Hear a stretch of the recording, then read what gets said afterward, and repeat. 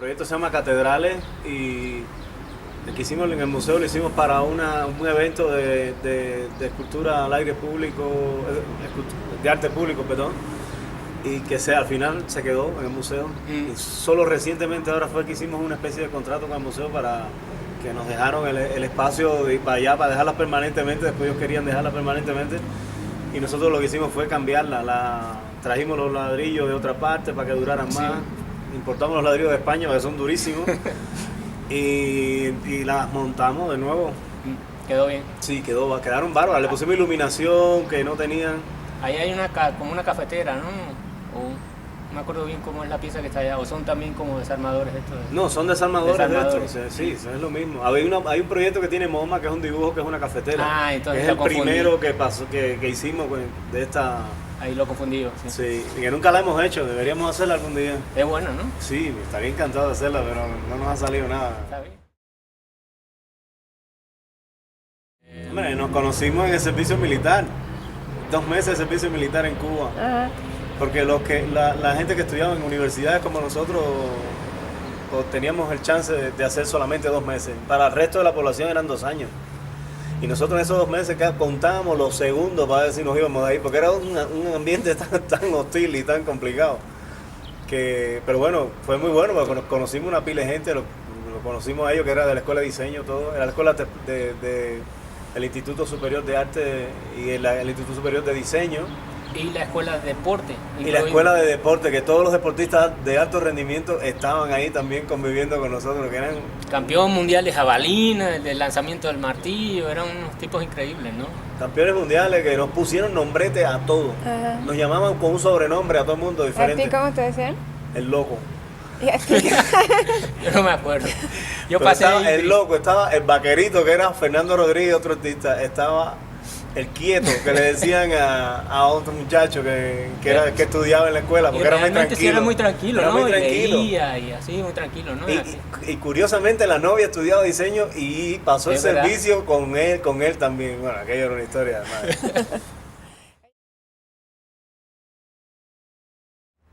Bueno, imagínate, en un contexto como ese, te dan un poquito de comida por la mañana. El desayuno era dulce de guayaba con pan.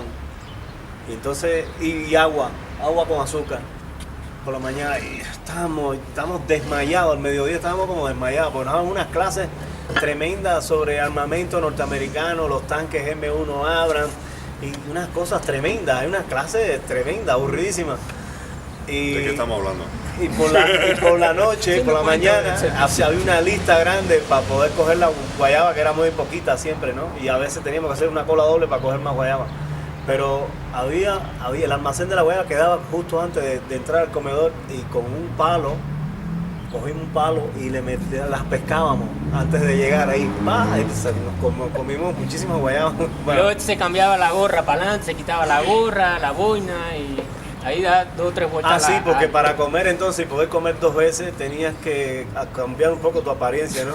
Entonces nos cambiábamos la gorra del lugar y entrábamos y los tipos no se daban cuenta. Comíamos doble y 3 veces. Entonces era como un match.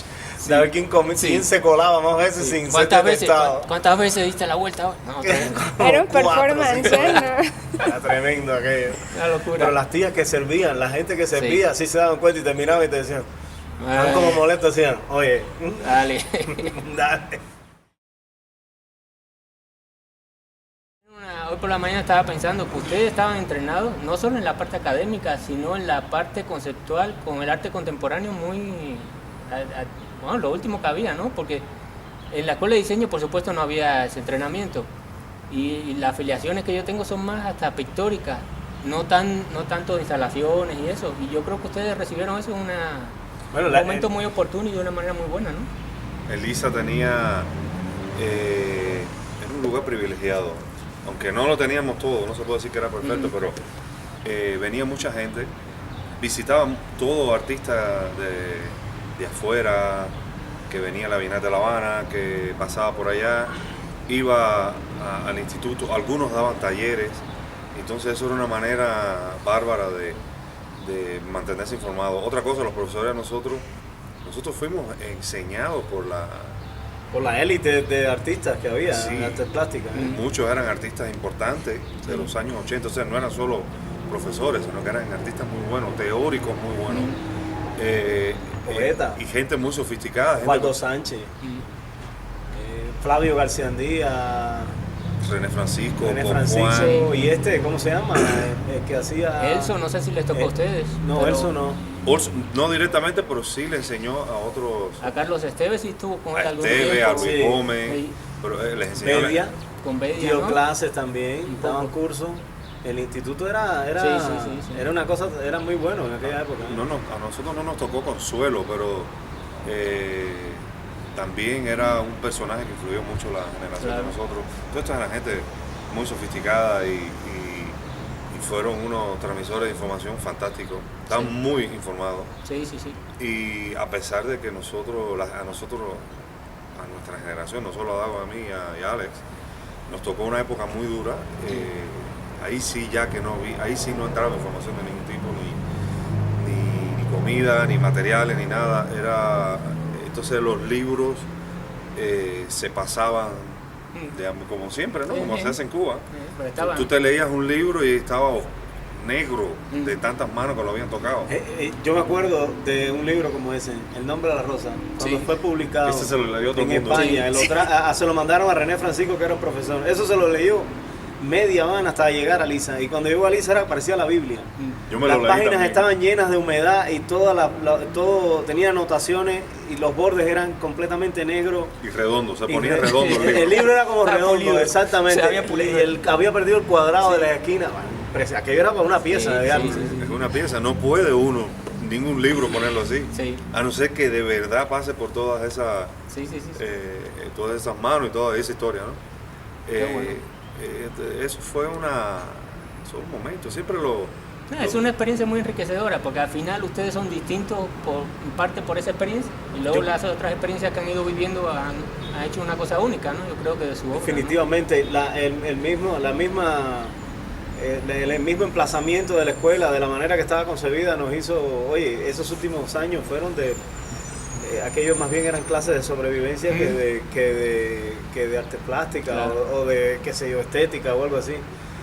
El trabajo de nosotros se enfocó en cosas que hasta ese momento nadie se había enfocado. No sé, volvimos a cosas esenciales, porque por un lado había ese asunto de las carencias y por otro lado estaba la censura, estaba en su punto. Claro. Había una tensión muy grande y entonces con tanta hambre pues entonces ya no se podía, ¿no? Claro. Entonces nos enfocamos en cosas muy esenciales, en el proceso de trabajo, en la construcción del objeto. Sí. Además, Tuvimos fue un momento muy zen. Sí, podían dedicarle zen. tiempo a eso porque no había Era- más nada que hacer tampoco, ¿no? Es decir, Era- dentro de las era- escasas posibilidades de producción que habían, se podían clavar en hacer algo perfecto, hacer algo como ustedes. Sí, Era inspiraban, el ¿no? tiempo era una cosa completamente introspectiva, era como estar en un monasterio, Sí. de alguna manera. Y eran unos horarios que no podías violar, el horario de desayuno, almuerzo y comida eran horarios inviolables, nadie se pasaba. Claro. Y después habían unos descansos tremendos en las clases, muchas clases sufrieron, yo me acuerdo que las clases de inglés la gente no iba mucho.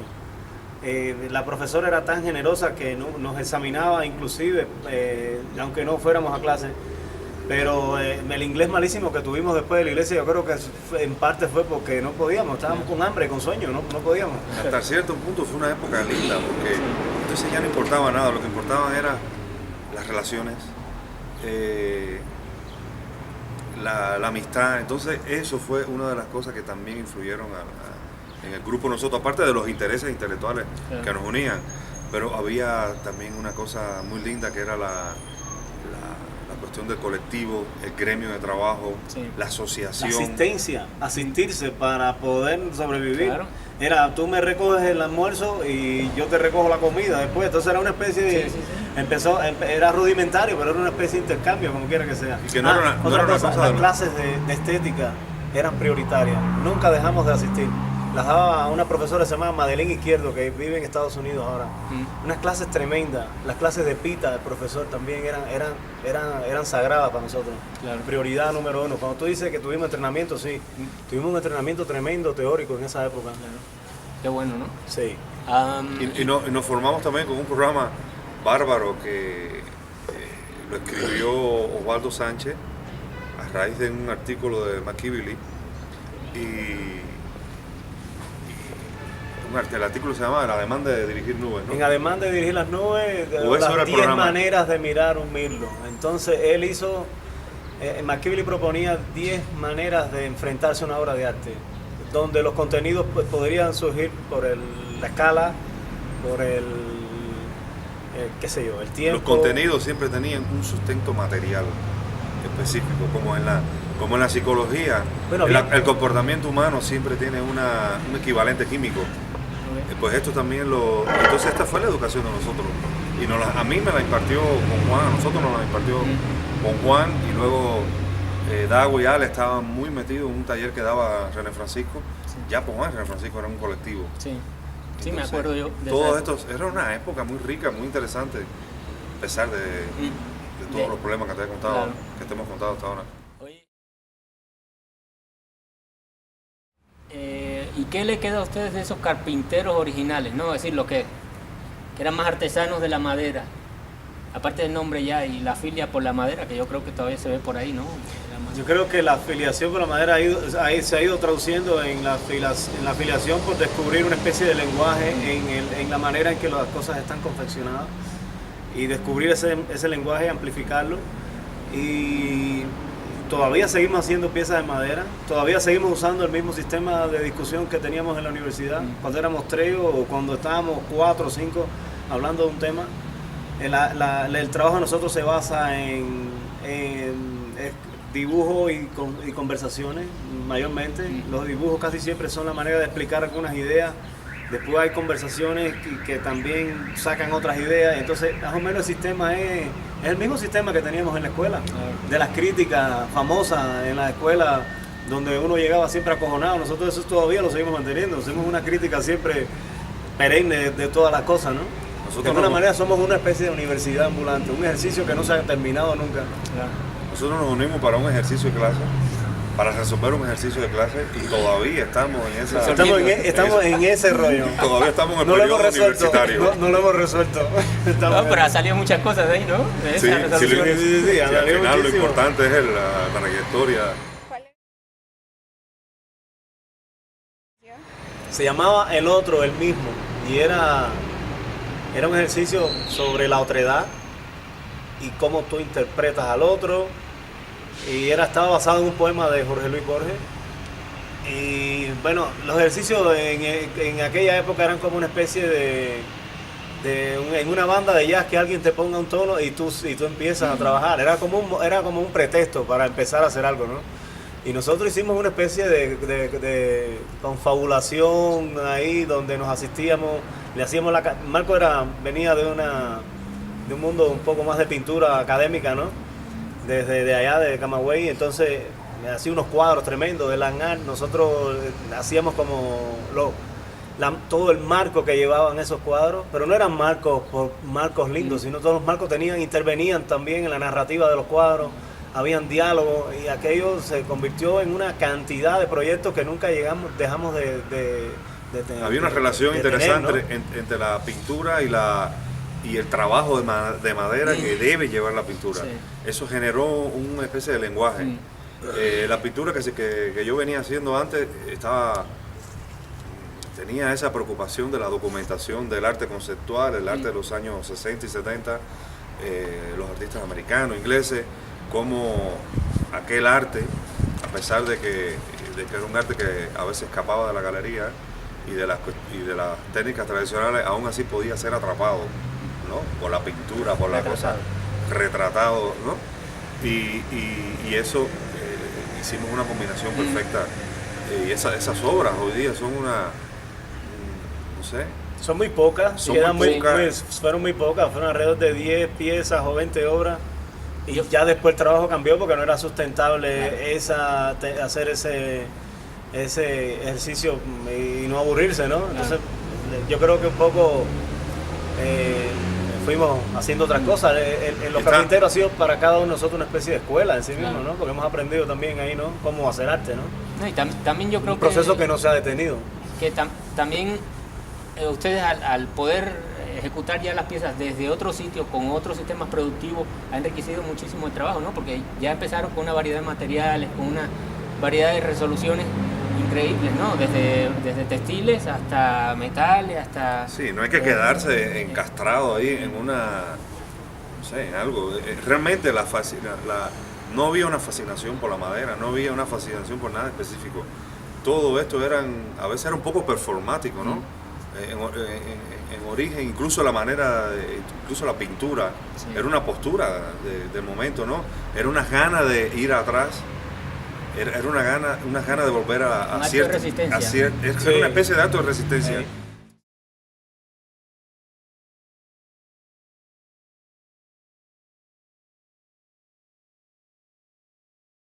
Al principio trabajábamos la madera porque no había más nada con qué hacer nada. Claro. Y toda la madera la sacamos de las casas fantásticas estas que estaban en el Country Club, porque la escuela estaba enclavada en este barrio súper pijo de La Habana, ¿no? Coño, el otro día vi que había una casa ahí de Neutra.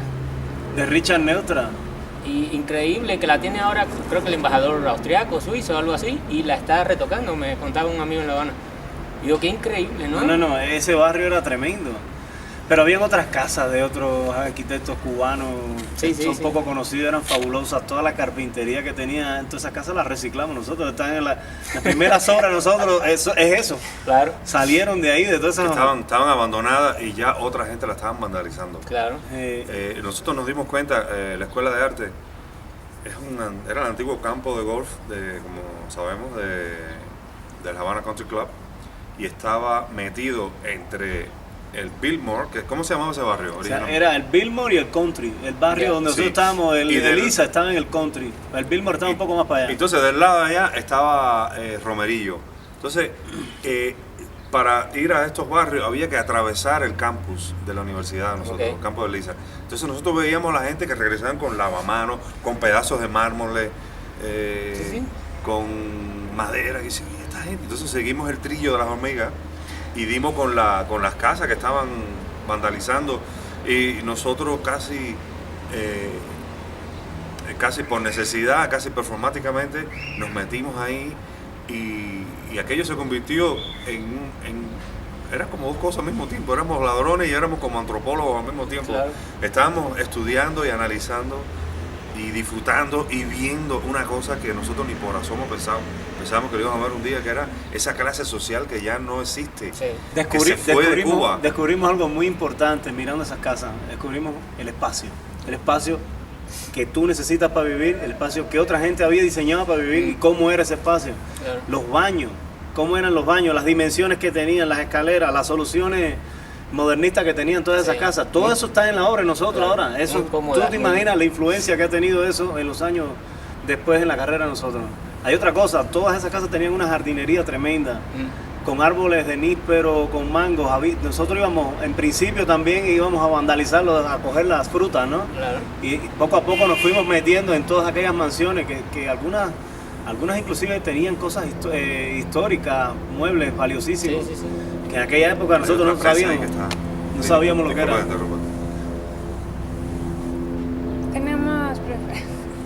Tenemos trato preferente.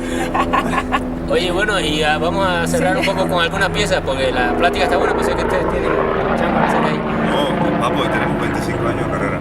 Cojones, ¿se cumplen hoy? No, pero esta, no, que para hablar, para dar muela, esto es no, sí, no. Tenemos 2 días haciendo anécdota aquí. Todavía no hemos rebasado la primera etapa. Sí, bueno, vamos a hablar un poquito de la obra la parte conceptual que hablaba. Es decir, ustedes siempre han buscado algunos temas, no solo el tema social, sino algunos recursos sociales como la música, como la arquitectura, como los espacios, ya sea de convivencia familiares, individuales o sociales, ¿no? Es decir, espacios de ciudad, espacios...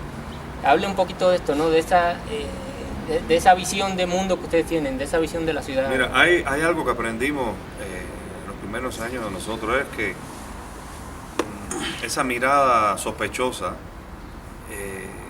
y también casi policíaca de detectar en cada cosa que nos rodea, en un peinado, en una camisa, en un modelo, en un pedazo de arquitectura, en una pared, en un material, siempre hay, digamos, restos y traza de un comportamiento, a veces hasta ideológico, político. Y eso ha sido una especialidad para nosotros. Entonces nos hemos metido a investigar eso en donde quiera que hemos podido. Entonces hay una pieza que está en esta exposición que habla muy claro de esto, la conga irreversible. Queríamos hacer una pieza en Cuba, queríamos hacer una manifestación y no sabíamos cómo hacerla. Queríamos hacer una pieza que estuviera escrito en una lengua que la gente la entendiera, hacer una alteración que la gente la entendiera. Entonces salió esa idea fantástica. Que hacer una comparsa para atrás. La gente baila para atrás. Y estaban vestidos oscuros, ¿no? De oscuro, parecen como, y tienen con todo el vuelo es como de pelo afro. Entonces todo está concebido para atrás, es como un moonwalk ahí pero usando la conga, la música está tocada para atrás. Y esa obra ¿también está aquí. la música? Sí, la música está escrita al revés, se canta al revés. Se canta. La música está silábicamente al revés, de tal manera que se pueda bailar. Si la vira completamente al revés no se puede bailar. Okay. Tú sabes que las congas siempre se usaron como un recurso propagandístico. En la época republicana los partidos se echaban baba con aquello, ¿no? Y se decían cosas y se metían chismes y la revolución lo usó mucho también con el asunto de que si tú no estás en este asunto popular y conguero, tú no eres parte del proceso, ¿no? Pero nosotros quisimos el vehículo cambiarlo completamente y virarlo para atrás. Está bien. Es una especie de faro tumbado musical. Sí. Una especie de cosa así. Y fue fantástico porque al final la gente se asomaba a los balcones y bajaron. Se reunieron miles de personas. Pero sobre todo, no solamente gente de la Bienal de La Habana que estaban ahí en ese momento, pero sobre todo de la gente de la calle. Y estaban ahí, pero alterados, un poco porque les molestaba la música estaba rara.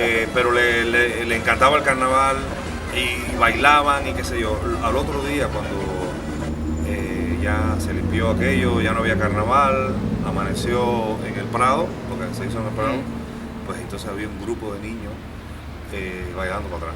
Entonces Genial. aquello fue muy bonito. Genial. Okay. Sí, siguen haciendo acuarelas, ¿no? Todo el tiempo.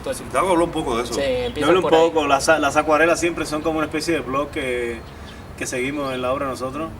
Es la manera de un poco de comunicarnos. Es que a veces no basta con decirle a una persona que, oye, quiero hacer algo. No, las palabras no te sirven en este negocio.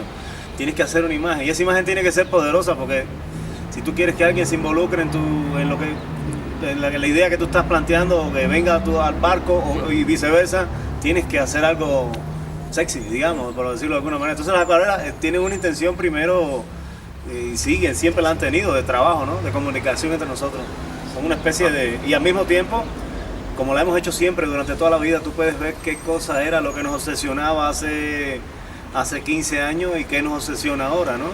Entonces yo pienso que es el blog nuestro. Un diario de trabajo. Un diario de trabajo. Oye, hablemos de Cuba. Que ahora está de moda Cuba, hay muchas noticias de Cuba. Yo creo que Cuba ahora tiene una oportunidad histórica que no se está aprovechando, que es rediseñar la sociedad entre todos.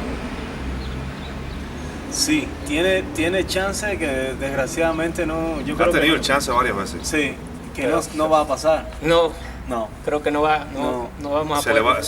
Bueno, depende. Esto se va a ir de las manos un poco. Depende, es que se va el tren. Es una época de entusiasmo y esas épocas siempre se deben aprovechar, pero y hay una época de cambio generacional importante. Hay una cantidad de muchachos nuevos que ya piensan ya nosotros pensábamos diferente a nuestros padres, pero muy diferente. Ya esta gente tiene una mentalidad completamente desprendida de cualquier proceso revolucionario, no tienen nada que ver con eso. Nada.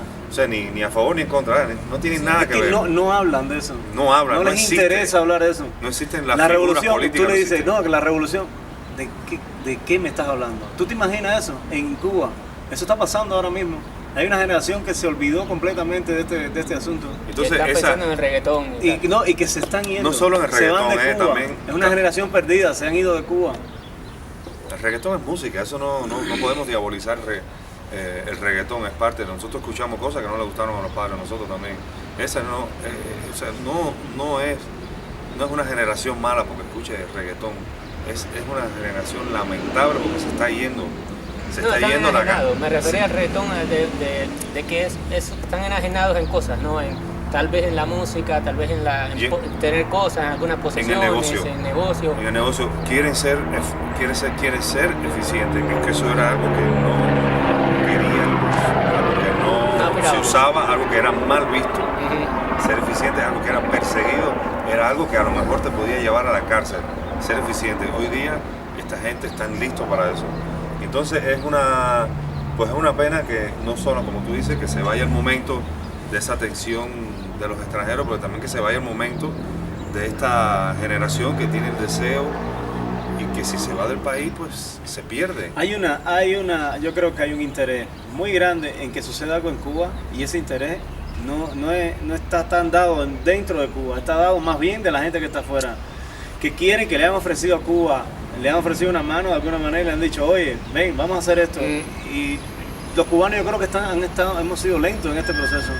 Estamos siendo muy lentos en esto. Los cubanos no, el gobierno cubano. Estamos listos para un cambio hace mucho tiempo. Tú sabes, y es una pena desaprovechar. Hay una población medianamente educada, hay gente con entusiasmo, con ganas de hacer cosas. Si no se aprovecha eso, se va al país a la mierda. No, yo creo que también hay mucha gente que por necesidad o por otras aspiraciones salió de Cuba y tiene una riqueza intelectual, espiritual y social que podría contribuir mucho en ese diálogo. Yo creo que lo más valioso ahorita sería abrir el diálogo, abrir foros, internet, abrir acá y escuchar un poco. Porque el gobierno está cerrado, es decir, no va a abrir. No va a abrir. No van a abrir. Una cosa es lo que yo diga y cuando yo lo diga y tú no te vas a enterar hasta que yo lo diga. Sí, yo creo que lo valioso ahora, como este performance que hizo en La Habana, que puso el micrófono Bruguera, ¿no? Tania. Que creo que es sintomático, ¿no? Sí hace falta abrir los micrófonos y escuchar. Sobre todo porque tenemos la oportunidad histórica de no cometer los mismos errores de otras sociedades que pasaron por una transición similar. A nosotros nos pero preguntan. todavía no se puede. Yo no sé si esa palabra se ajusta al caso cubano. Yo sé si Cuba está en transición. Yo no sé si estamos en eso todavía en Cuba. No, para nada. Yo creo que no se puede hablar de eso todavía. Como pequeños ajustitos. Eso está muy verde. Sí, puede ser. Pero la transición es algo de la prensa. Ellos no hablan de transición. No creo. Ellos hablan de continuidad. La palabra transición no la mencionan. Pero continuidad. Es que el modelo puede resultar a veces hasta más injusto ahora, con cierto perfil de la población. ¿Sí? Que lo peor del capitalismo, lo peor del socialismo. Tiene lo peor de todo y lo bueno que le daba el socialismo ya no lo tienen. Es decir, sí. ahora están siendo injustos. Bueno, nosotros lo dijimos hace ya varios años, en el 2012, que la cosa no va para atrás. No va para adelante, va para atrás. Está bueno.